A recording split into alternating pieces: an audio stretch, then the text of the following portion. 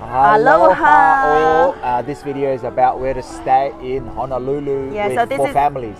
For family with kids, yes. So this is our own opinion on the best accommodations in Oahu, Honolulu.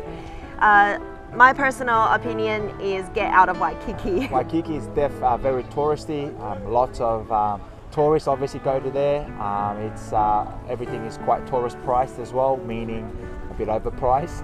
And of course, just people everywhere. Yeah, I think it's a bit crowded in Waikiki. It almost feels like as if it's built for tourists. You know, it's built to sort of get your money. But yeah, if you get out of Waikiki, there are many other accommodation options, such as like if you just move one block away from the Waikiki main beach, then you're paying like half the price for an apartment that has a full kitchen facility, which I think is quite useful for families with kids. Yeah, so one of the things that we did do is, even though we did live one or two streets away from the main stretch, is to still use the facility, which is at Hilton Lagoon. Yeah, we spent about half a day there. We just parked, like it was free. Was it free parking, right?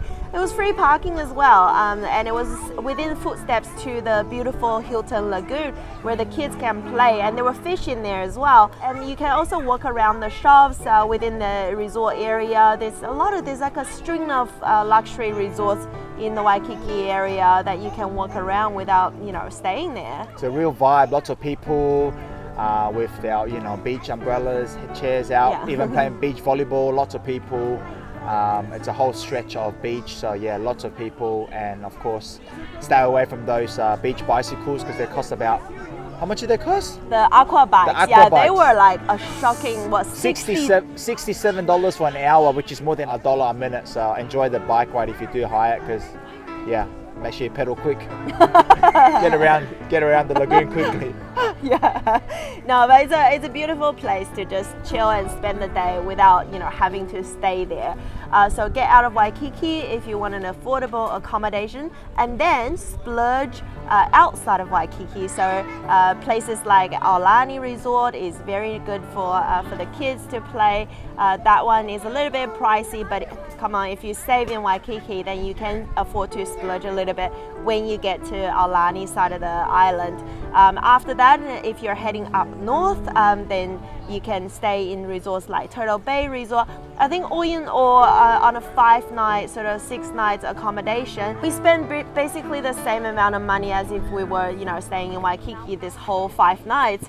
So yeah, that gives you a bit of variety. And if you are driving around the island, on the eastern side of the island, there's not a lot of accommodation, but you can probably find some Airbnb. We found an Airbnb around the Kaneohe Bay area, which is quite nice to spend for a day. If you can't find an accommodation there, then just try your luck finding an Airbnb close to the Waikiki area, but not in the hub. Yeah, of course, Airbnb is very big in America, so they do use Airbnb a lot here. I know, speaking from us Aussies and Kiwis don't really use Airbnb as much, but definitely it's very big over here. So that's our go-to at the moment for accommodation wise. Yeah, one of the tips I can give is if you are booking accommodation via a third-party hotel booking site, stick with one. So if you're loyal, for example, a loyal Hilton fan, then register your Hilton honors and just always book with Hilton. If not, then if you use, like for example, for me, I'm a big Hotels.com fan. So we always use Hotels.com, and we were able to redeem a night that was worth $600 or something. So over time it does build up. It's quite good to be loyal to one third-party agent. Otherwise, Google is a good place to find accommodation. Just simply search for accommodation, and you can also filter by kid-friendly, and you can see a list of all the agents that you can book with for different prices as well. And just you can go with the cheapest one, but just factor in fees and tax and all the extra stuff. One of the other thing on the topic of agents, one of the things to not do is to book your airfares through third party. We almost got burnt. We booked through an agent called eTravels. Is it eTravels? No, eDreams. No, not eDreams. It was another one. Oh, that's a dating site.